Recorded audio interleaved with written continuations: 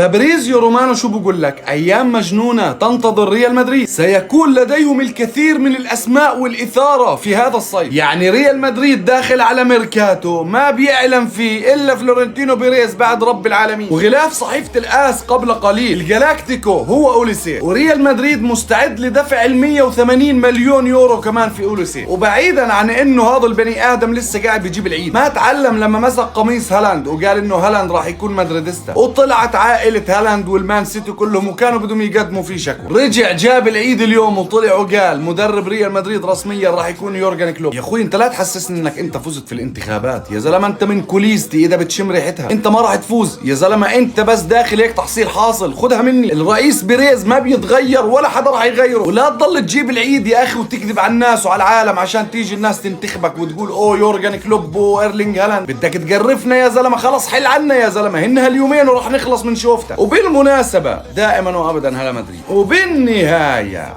وكالعاده هلا مدريد.